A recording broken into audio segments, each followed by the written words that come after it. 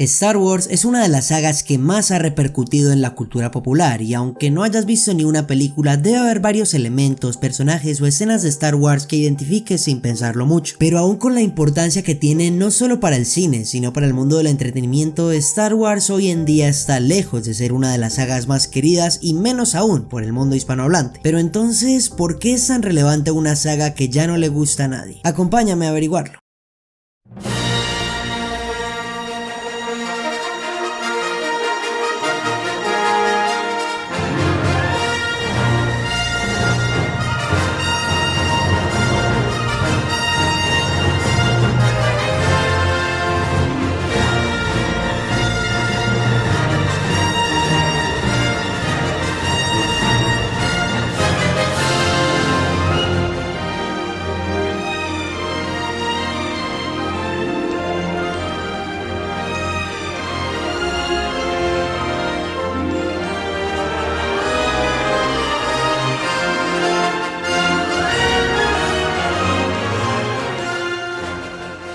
En uno de los primeros videos de ese canal te conté cuál es el origen de Star Wars y cómo un proyecto destinado a fracasar terminó arrasando con la taquilla y ganando decenas de miles de fanáticos en cuestión de días. Pero resumidamente te diré que la original Guerra de las Galaxias llegó a las salas de cine en un momento en el que las películas de ciencia ficción no eran muy bien recibidas. Sí, hoy en día son las únicas que tenemos, pero hace ya más de 40 años eran las que nadie quería ver. Y eso de por sí ya significaba un problema para George Lucas, la mente detrás de todo el universo de Star Wars, quien se arriesgó a incursionar en un género que estaba lejos de ser el favorito de alguien y aún así se las arregló para crear una oda espacial increíble e icónica que pasaría a la historia, no solo como una gran amiga de los frikis, sino como una de las películas más legendarias que se haya hecho jamás. Hasta hace solo un par de décadas el mundo entero hablaba de Star Wars y de cómo había logrado llegar al nivel de popularidad que tenía prácticamente de un día para otro. Juguetes, camisetas, disfraces, había de todo y Star Wars ya no era una película, era un puto estilo de vida. Pero George Lucas no descansó ahí. Él volvió a meter la mano en el lodo por la que ahora era su franquicia y de inmediato pensó en una secuela para continuar con las aventuras de Luke, Han, Chewie y Leia. Pero adivinen qué, en esa época nadie quería a las secuelas. De hecho fue por esos años que se consiguió la frase de que las segundas partes nunca eran buenas, y lo cual no es mentira del todo. Siempre que una película desea continuar su historia con otra entrega es porque hay más dinero que pasión de por medio, y esto deriva en secuelas pésimas o que nadie se da cuenta de que existieron. ¿La Cenicienta 2 qué? Y aún así el joven George Lucas se arriesgó nuevamente y se dispuso a escribir otra historia que en esta ocasión él no iba a dirigir. Le pasó el timón a Irving Kershner, ahora un director sin ningún tipo de renombre. Era el encargado de dirigir la película que más expectativa generaba en aquel entonces. Star Wars, el Imperio Contraataca tenía todas las papeletas para morir en el foso del olvido y matar por completo una saga desperdiciando todo su potencial, pero todos sabemos que eso no fue lo que pasó. El Imperio Contraataca se volvió un completo hit global, incluso más que la primera película, y fue el primer paso que Star Wars pudo poner en el camino de la historia. En esa película tenemos a un Luke cada vez más maduro y experto, un más temible Darth Vader y a un encantador Han Solo, y por si no fuera poco, una de las escenas más importantes para la historia del cine, la revelación de que Darth Vader era el padre de Luke Skywalker. Ahora sí, George no tenía marcha atrás. Star Wars ya formaba parte de su nombre y prácticamente se había atado a él. Era un manto que no se podía quitar fácilmente y por eso fue que posteriormente tuvimos el Retorno del Jedi, de la que no podemos decir mucho, solo que marcó un gran final que en aquel entonces era definitivo para lo que parecía ser una trilogía casi perfecta, y que en esta ocasión sí hubo mucha influencia de los papelitos verdes, porque la película toma un tono muchísimo más infantil y burlesco en comparación a lo relativamente oscuras y serias que eran sus antecesoras. Pero no hay problema con eso, igual la queremos mucho. Y